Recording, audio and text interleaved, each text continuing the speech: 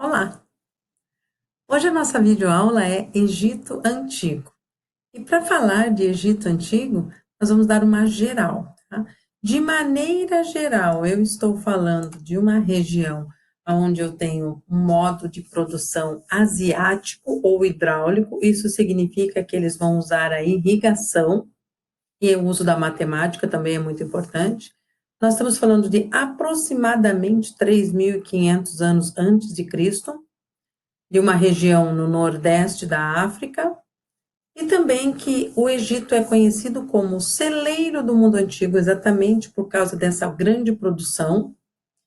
E Heródoto de Licarnasso, que é o pai da história, ele disse que o Egito era uma dádiva do Nilo. Cuidado com isso, o Egito é um presente do rio Nilo. Sem a ação humana sobre o rio era caudaloso, poderia destruir as margens, né? Então não se poderia plantar e nem construir nada ali. Tem que ter a ação humana usando a irrigação, que é uma característica bem importante para esse modo de produção. E nós estamos falando também de um lugar, de uma região chamada Crescente Fértil. Esta região tem este nome por causa do formato de lua crescente e da quantidade de rios que vai gerar essa fertilidade. Eu tenho o rio Nilo, o rio Tigre, Eufrates, o Indo, o Azul e o Amarelo. E a localização do Egito, então. Essa localização do Egito é nordeste da África. E aí é importante dizer, eu tenho os limites ao norte com o mar Mediterrâneo, ao sul eu tenho o Sudão, eu tenho a Líbia, a oeste, e a leste eu tenho o Mar Vermelho. A nordeste eu tenho Israel. Importante dizer o seguinte, eu tenho o Saara e o Mar Vermelho. Isso vai atuar no Egito como uma defesa natural em relação às invasões que vão se dar ao longo da história. Eu posso dividir a história do Egito em períodos. O período pré-dinástico, antes das dinastias, antes da unificação. Antes da unificação, eles eram organizados em nomos, nomos do alto e nomos do baixo. A divisão do Egito não era só física, era política também. Região das montanhas tinha um nomarca e a região do delta tinha outro nomarca. Símbolos também tinha, tá? A região do Alto Egito, que é aonde eu tenho as montanhas, esta região tinha como símbolo o cajado. Já a região do delta tinha o mangal. O Antigo Império é considerada a era de ouro do Egito. É onde aconteceu a unificação, a guerra entre os nomos do Baixo e do Alto Egito. Aí sai o primeiro faraó, e também é o período das construções das pirâmides de Gizé, as três maiores, Quéops, Quéfren e Miquerinos. A capital era Tinis e, em segundo momento, Mênfis.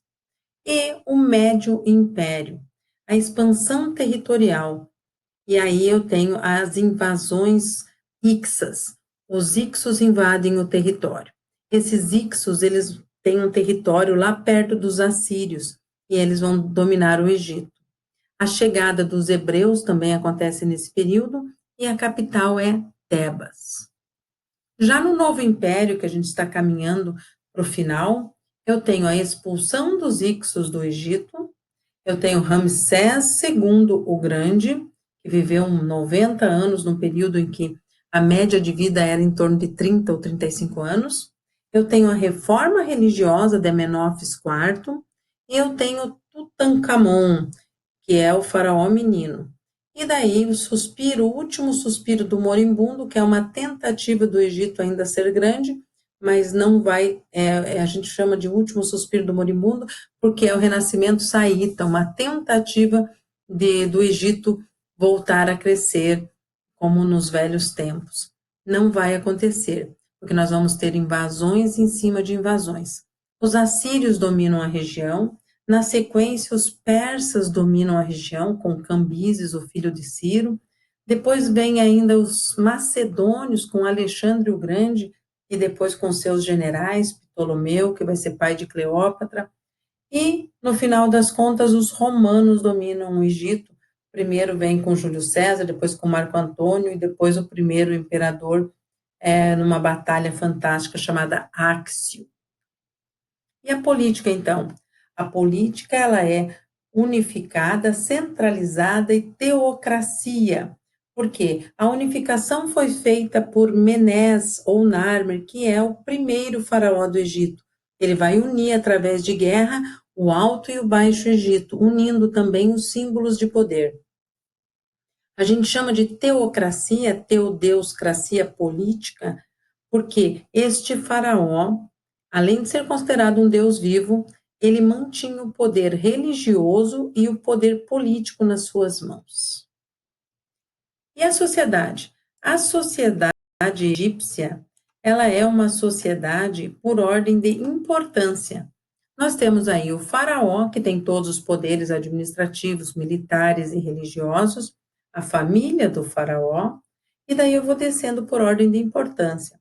Os nobres e altos funcionários, chefe de província, o comandante do exército, o sacerdote, porque é um grupo muito importante e tem muita representatividade junto à população, os escribas, que são aí os escritores, né?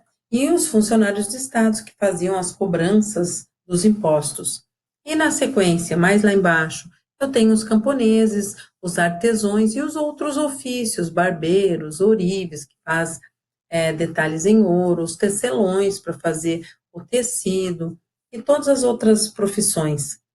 E lá no último, na base, eu tenho escravos. Perceba que eu tenho uma faixa pequena de escravos, que são prisioneiros de guerra. A economia no Egito. Assim como todo mundo que está no crescente fértil, a base é a agricultura. O rio Nilo lá com suas cheias, né, que era um presente dos deuses para os egípcios, apesar de ser o foco na agricultura, né, de ser a principal base da economia a agricultura, já existia uma pequena quantidade aí de manufaturas. Eles produziam cerâmica, mineração, já tinham pequenas manufaturas têxteis fazendo tecido, eles tinham também cervejaria, e quando sobrava ou tinha excedente do que eles estavam produzindo, eles comercializavam com os fenícios, ok? A agricultura, então, no Egito, ela é bastante forte. Estou lembrando aí que nós estamos falando do modo de produção asiático, né? Eu preciso da irrigação, eu preciso do uso da matemática, e eu aproveito para te lembrar que no Egito, todas as terras são ou do faraó ou dos templos religiosos. Não existe propriedade privada. A religião no Egito. Os egípcios são considerados os homens mais religiosos. Eles eram politeístas e os deuses tinham formas de ora animais, ora humano e ora as duas formas. Posso dizer, então, que eles tinham outras características importantes. O faraó era considerado um deus vivo, eles tinham uma crença na vida após a morte e, por isso, preservavam o corpo na forma de mumificação, o que vai agregar para eles um conhecimento bem grande de medicina, já que o processo de mumificação implicava em abrir o corpo, tirar os órgãos úmidos, botar em vasos canóplos, e aí o conhecimento, quando você abre o corpo, vai ajudar na questão medicina também. Eles eram politeístas, como eu comentei, tinham vários deuses, o panteão deles era bem grande. Antropomórficos, tinha deuses com forma de homem, homem, mórfico, forma. Um exemplo, o próprio faraó. Zoomórfico, forma de animal. Um exemplo, a Bastet, que é a deusa gata, eles adoravam os gatos no Egito. E antropozoomórfico, forma de homem e de animal. Por exemplo, Anubis, que é o deus que tem cabeça de chacal. Aí nós podemos falar sobre, nessa questão religiosa ainda, sobre o julgamento da alma no tribunal de Osíris.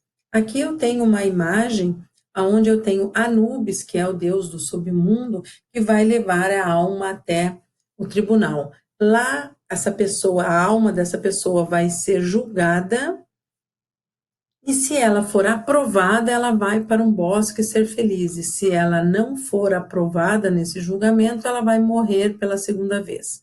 Como é o julgamento? Seus feitos vão ser conversados, ditos, e daí vai haver o peso. Vamos pegar o peso do seu coração e uma pena. O coração aqui simboliza a sua consciência. Se a sua consciência estiver pesada, você vai ser condenado. E de que forma você é condenado? Você é condenado a ser morto pela segunda vez por um deus Amit, que é representado aí pelos 3 animais mais temidos do Egito. Aí eu tenho o crocodilo, o leão e o hipopótamo. E a reforma religiosa. Importante falar de reforma religiosa para você entender que nem sempre as pessoas concordam de maneira hegemônica, né? Nós temos aqui um faraó chamado Amenófis IV. Ele é conhecido como o herético, porque ele vai contra os dogmas da religião estabelecida. Por motivos econômicos e políticos, para diminuir o poder dos sacerdotes, ele inventou o monoteísmo, ele criou um único Deus, o Deus chamado Atom, o disco solar. O Deus mais amado no Egito era Amon, Amon-Ra, o Deus Sol. Então, Amenófis criou o culto ao Deus Atom, o disco solar. Amenófis, lembrando que fez isso por problemas econômicos e políticos, para diminuir o poder dos sacerdotes. Amenófis IV mudou o seu próprio nome para Akhenaton, aquele que adora o disco solar. Quanto tempo durou essa reforma monoteísta? Muito pouco. Amenófis vai morrer na sequência e aí volta a ser o deus Amon, porque o próximo faraó será o Tutankhamon.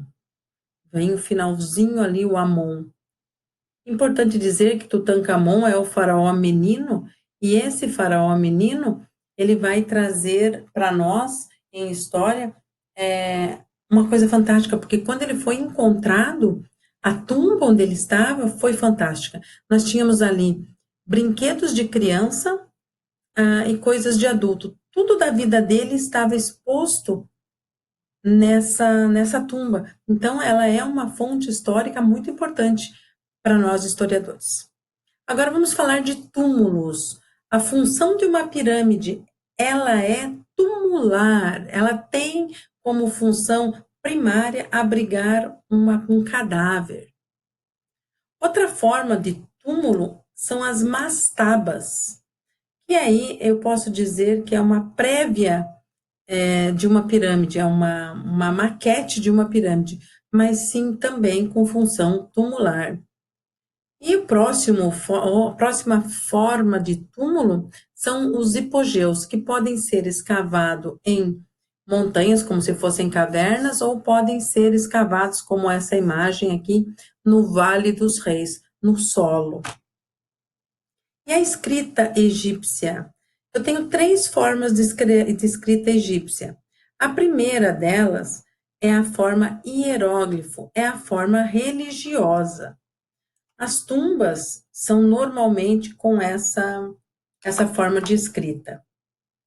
Já a outra forma, que é a forma hierática, ela é uma forma de escrita oficial, onde eles faziam as anotações econômicas. E a próxima é a demótica. A demótica é a mais simples de todas elas. É onde você fazia recados, onde você mandava um comunicado mais simples, assim. E aí nós temos a herança cultural. Como herança cultural, é importante dizer que nós temos a arquitetura, a fúnebre, que eu já comentei, que são os tipos de túmulos, né? Eu tenho também os palácios e templos. Eu tenho Karnak e Luxor, que são 2 templos bem importantes.